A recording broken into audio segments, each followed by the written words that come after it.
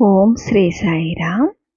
కలియుగ అవతారి భగవాన్ శ్రీ శ్రీ శ్రీ సత్యసాయి బాబా వారి దివ్య చరణార విందములకు హృదయపూర్వక నమస్సుమాంజలు సమర్పిస్తూ అందరికీ సాయిరామ్. శ్రీ సత్యసాయి ఆనందదాయి సాయితో పయనం పుస్తక పఠనం తరువాయి భాగం అండి. 1957 వేసవి కాలంలో పిల్లలందరినీ తీసుకొని పర్తీకి రమ్మని కన్నమ్మకి ఉత్తరం రాయి అని స్వామి అక్కడనే ఉన్న మా అమ్మతో చెప్పారు.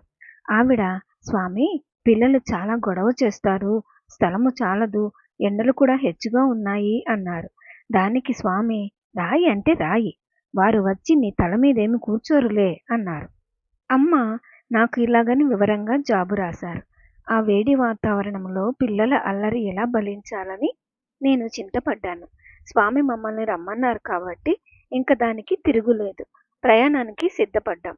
మేము బయలుదేరే రోజుకి ముందు రోజు సాయంకాలము మా రెండవ కుమారుడు రఘుని శ్రీమతి సుందరమ్మ గారి ఇంట్లో భజనకి పంపించాను.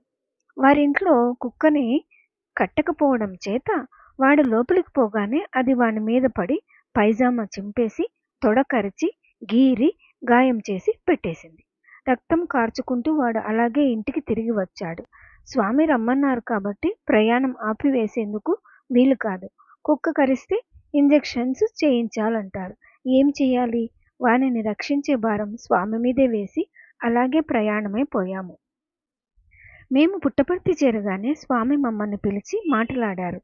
అప్పుడు పిల్లవానికి కుక్క కరిచిందని ఇంజెక్షన్స్ చేయించేందుకు సమయం లేకపోవడం చేత అట్లే వచ్చేశామని స్వామికి మనవి చేసుకున్నాను. పర్వాలేదులే, ఏమీ కాదు అని హామీ ఇచ్చి విభూతి సృష్టించి వానికి రాశారు. అట్లే రఘుకు కీడు కలగలేదు. గాయం క్రమంగా మానిపోయింది. అప్పుడు ప్రశాంతి నిలయం ఆవరణలో కట్టడుపు పని జరుగుతూ ఉండేది. భక్తులంతా కలిసి లారీలలో ఇసుక, ఇటుకలు తేవడం, మట్టి మోయడం మొదలైన పనులన్నీ చేస్తూ ఉండేవారు. మా పిల్లలు కూడా వాళ్ళతో కలిసి పని చేయడం ప్రారంభించారు. ఒక రోజున పని ముగిసింది. మా మూడవ వాడు శంకరు ఒక లారీ వెనుక నిలబడి చేతులు బట్టలు దులుపుకుంటున్నాడు. అది తెలియక డ్రైవరు లారీని వెనుకకు నడపడం, శంకర్ పడిపోవడం, అతని ఎడమకాలు మీద నుండి వెనుక చక్రం పోవడం క్షణంలో జరిగిపోయింది. అతడు కుడికాలు పైన లేచి నిలబడి మందిరంలోని స్వామి గదివైపు చూసి, స్వామి నా కాలు పోయింది అంటూ గట్టిగా అరిచాడు. రక్తము ధారగా కారిపోతోంది. అప్పుడు స్వామి బాల్కనీలో నిలబడి ఇదంతా చూస్తూ ఉన్నారు. శంకర్ పరిస్థితి చూసి మా పెద్ద కొడుకు మురళి స్వామి దగ్గరకు పరిగెత్తికిపోయి చెప్పాడు, లారీ వాని కాలు మీద నుండి పోలేదురా, ఇలా చూడు అంటూ తమ చొక్కా చేతిని పైకెత్తి చూపించారు. ఆయన చేతి మీద లారీ చక్రం పోయిన గుర్తులు కనిపించాయి. శంకర్ను ఆసుపత్రికి తీసుకెళ్లమని చెప్పారు. సుబ్బన్న అనే కావలివాడు తన తలకి చుట్టుకున్న టవల్ తీసి దెబ్బ తగిలిన కాలికి చుట్టి శంకర్ని భుజం మీద వేసుకొని స్వామి చెప్పిన ప్రకారంగా ప్రశాంతి నిలయం ఆవరణలోని ఆసుపత్రికి తీసుకొని పోయాడు. మేము పాత మందిరంలో ఉండడం చేత మాకీ ప్రమాదం సంగతి తెలియదు. మాకు తెలిసిన మేము ప్రశాంతి నిలయానికి పరిగెత్తిపోయేసరికి శంకరు ఒక ఇంటి వరండాలో కూర్చుని ఉన్నాడు. కాలికి కట్టు కట్టి ఉంది. పాత మందిరం దూరమని అతనిని చూసుకొందుకు దగ్గరలోని ఒక ఇంటి ముందరి వరండా స్వామి ఇప్పించారు. శంకర్ను చూసేందుకు స్వామి అక్కడికి వచ్చారు. నా దగ్గరికి వచ్చి, కాదు, ఆ సందులో వీడెందుకు దూరాలి, ఎందుకంత తొందర అన్నారు. నేను, స్వామి వాడి స్వభావమే అంతా, చాలా తొందర స్వభావం అన్నాను. అదే అదే నేను అనేది, ఇతడెందుకు వెళ్ళవలసి వచ్చింది, ఆ పని చేసేందుకు అక్కడ వేరే వాళ్ళు ఉన్నారు కదా అన్నారు స్వామి. అప్పుడు నేను, స్వామి తమ దయ వల్ల ఇంతటితో పోయింది, లేకుంటే ఇంకా ఏమైపోయి ఉండేదో అన్నాను. స్వామి నా కేసు చూస్తూ మౌనంగా ఉండిపోయారు. శంకర్ కాలి బొటకన వేలు మిగతా 4 వేళ్లకు దూరం అయిపోయి మధ్యలో లోతుగా గాయము ఉండడం చూసి, స్వామి మీలో పెళ్లి సమయంలో పెళ్లి కొడుకు ఒక కాలు బుట్టలో పెట్టి నిలబడాలి కదా, అప్పుడు పెళ్లి కూతురు వైపు వాళ్ళు చూసి ఇదేమిటి ఇతని కాలు ఇట్లుందేమి అని అడిగితే మీరేమి చెప్తారు? ఓ బుట్టను మట్టేది కుడికాలితో కదా, దెబ్బ తగిలింది ఎడమకాలికి, అయితే పర్వాలేదు. అయినా ఒకవేళ వాళ్ళు అడిగితే, వీడు నా భక్తుడు, ఇక్కడికి వచ్చినప్పుడు కాలికి దెబ్బ తగిలింది, మా ఆసుపత్రిలో బ్యాండేజీ కట్టడం చేత వేలు కొద్దిగా దూరమైంది, అంతేకాని వేరే ఏమీ లోపం కాదు అని నేను వీని పక్షంలో సాక్ష్యం చెప్తాను అన్నారు నవ్వుతూ. నేను, స్వామి, అన్ని కష్టాలలోనూ మమ్మల్ని గట్టెక్కించేవారు తమరే అన్నాను.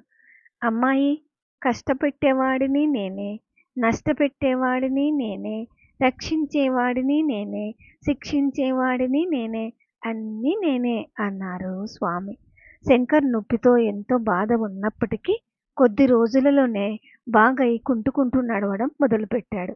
ప్రతిరోజు స్వామి బాల్కనీలో నుండి భక్తులకు మామిడి పండ్లు విసురుతూ ఉండేవారు. శంకర్ తప్పకుండా అక్కడ హాజరయ్యేవాడు. వీనిని చూడగానే స్వామి, ఓ, కుంటిబాతు వచ్చింది అంటూ మొదట వానికే మామిడి పండు విసిరేవారు. స్వామి విభూతి ప్రసాదంతోనే 2 వారాల్లో శంకర్ కాలు పూర్తిగా బాగుపడి ఎప్పుడు మాదిరిగా అయిపోయింది. ఒకరోజు మధ్యాహ్నం పాత మందిరంలోని మా గదిలో భోజనం చేస్తున్నాం. మా కుమారుడు సతీషు 4-5 ఏళ్ల వాడు పరిగెత్తుతూ పోయి మందిరం గడప మీద దభీమని పడిపోయాడు. ముక్కు చితికిపోయి రక్తం కారడం మొదలైంది. డాక్టర్ ఏవో మందులు వేసినా రక్తం కారడం తగ్గలేదు. మధ్యాహ్నం 1 గంటకు మొదలైనది రాత్రి 7 గంటలైనా ఆగలేదు. కండ్లు, ముక్కు, ముఖం అంతా పూర్తిగా వాచిపోయింది. వాణ్ణి స్వామికి చూపించాలనుకున్నాం. అందుచేత శంకర్ని ఉంచిన ఇంటి వరండాలోనే సతీష్ను పండుకోబెట్టుకోమని కాచుకొని ఉన్నాం. స్వామి మామూలు ప్రకారంగా భక్తులందరి ఇండ్లకి వెళ్తున్నారు. దీపాలు పెట్టే వేలైపోయింది. మా దగ్గరకు రాలేదు. చినుకులు పడడం కూడా మొదలైంది. ఇంకా స్వామి రారని మాకు చాలా నిరాశ కలిగింది. కొంతసేపు అయ్యాక కొందరు పురుషులతో కలిసి స్వామి మందిరానికి వెళ్ళిపోతున్నారు. అలా వెళ్ళిపోతూ హఠాత్తుగా మా వైపు తిరిగి, పాపం, ఎంతో సేపటి నుండి నా కోసం కాచుకుని ఉన్నారు అంటూ లోపలికి వచ్చారు. మేమందరం పాద నమస్కారం చేసుకున్నాం. సతీష్ ముక్కుకి దెబ్బ తగిలిన సంగతి చెప్పాను. వాని ముఖాన్ని దీపం వైపు తిప్పి చూసి, ఏమీ కాదు, అంతా సరి అయిపోతుంది, వినిని పడుకోబెట్టే ఉంచు, లేచిపోకుండా చూసుకో, రక్తం కారడం ఆగిపోతుంది అన్నారు. అది సరే, ఇతడేమైనా తనకి నొప్పిగా ఉందని నీతో చెప్పాడా అని అడిగాడు. లేదు స్వామి, వానిపాటికి వాడు ఆడుకుంటున్నాడు అన్నాం. చూశారా, నొప్పి లేకుండా ఉండాలని నేను సంకల్పించాక ఎందుకు నొప్పి పెడుతుంది? అయ్యో, ఎంత బాధగా ఉందో అనిపించేటట్టుగా మీకు కనిపించినా అతనికి నొప్పి ఉండదు అన్నారు స్వామి. ఆ విధంగా స్వామి అభయాన్ని పొంది మా మనస్సులు ఎంతో తేలికపడ్డాయి. క్రమంగా దెబ్బ మానిపోయింది. ముక్కు బాగుపడింది.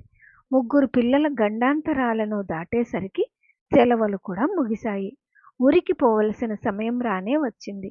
పిల్లలకి ఇలాగైంది కదా, వాళ్లకు టెంకాయ తిప్పి రాత్రిపూట గేటు బయట కొట్టి వస్తే కీడు తొలగిపోతుందని ఒక భక్తురాలు చెప్పింది. కానీ రాత్రివేళ స్త్రీలు ఒంటరిగా తిరగడం స్వామికి ఇష్టముండదు.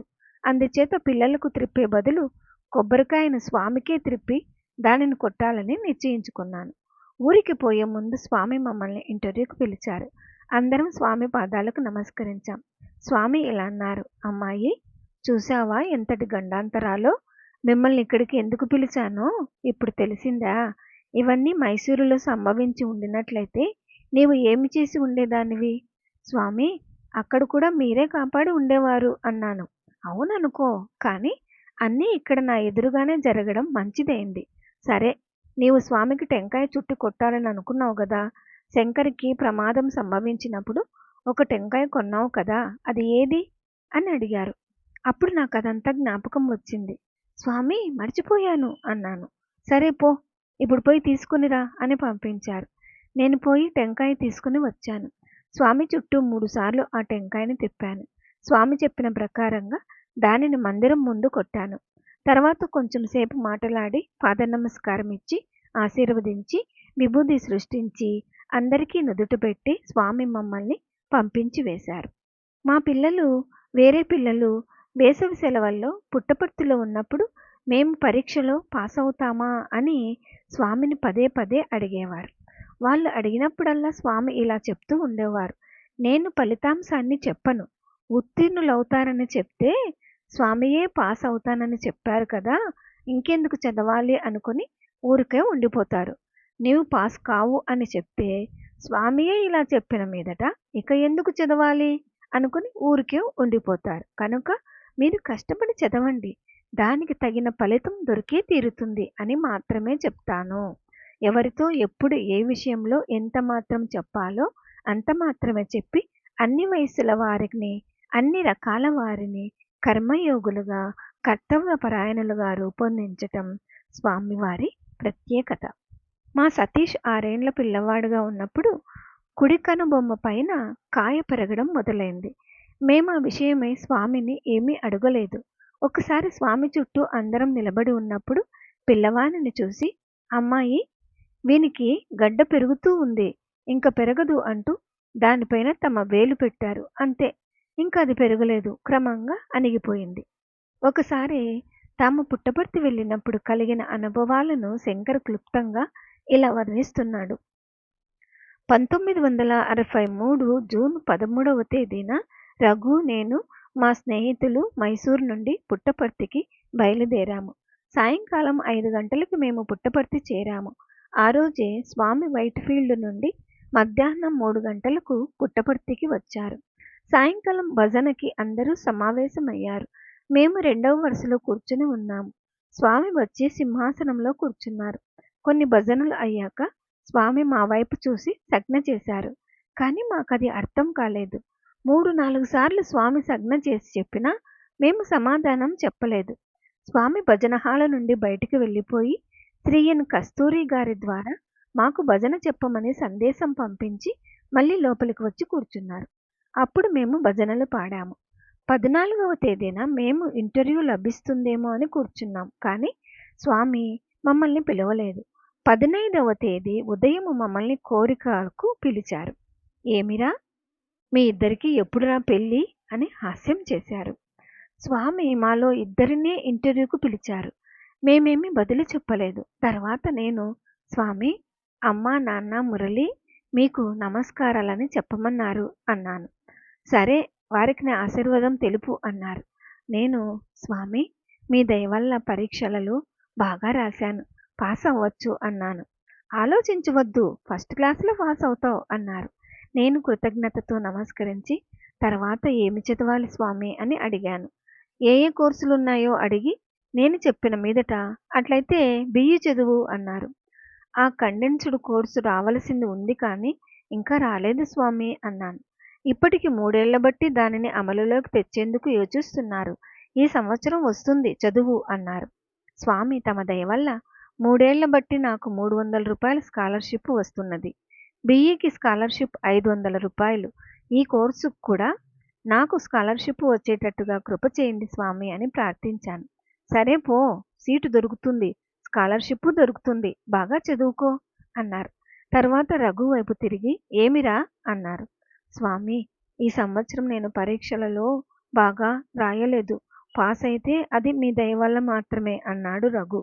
ఈ సంవత్సరం 0 కేవలం నా అనుగ్రహం వల్లనే పాస్ అయినావు పో అన్నారు. విభూది సృష్టించి ఇద్దరికీ ఇచ్చి నుదుటి పెట్టి ఇంటిలోని అందరికీ ఆశీర్వాదాలు అందించవలసిందని చెప్పారు. నేను, స్వామి, మేము ఇంకా 1 వారం రోజులు ఇక్కడ ఉండాలని అనుకున్నాం అన్నాను.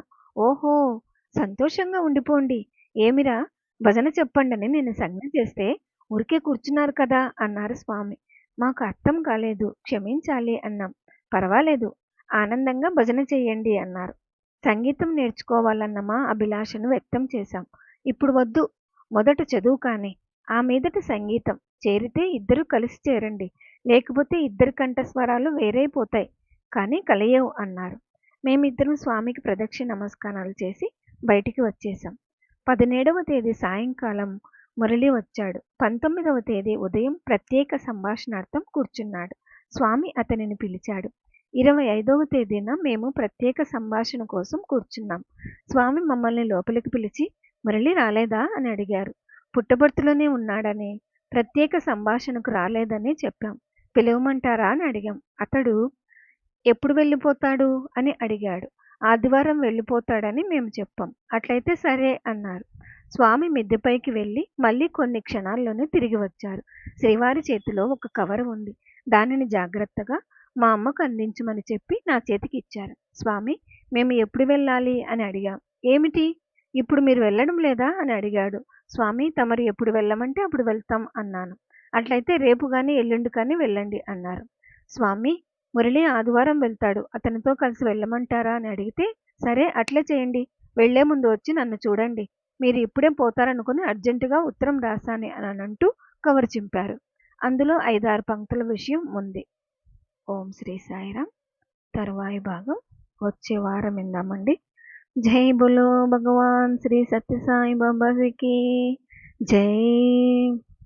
సమస్త లోకా సుఖినో భవంతు. ఓం శాంతి శాంతి శాంతి. అందరికీ సాయిరామ్.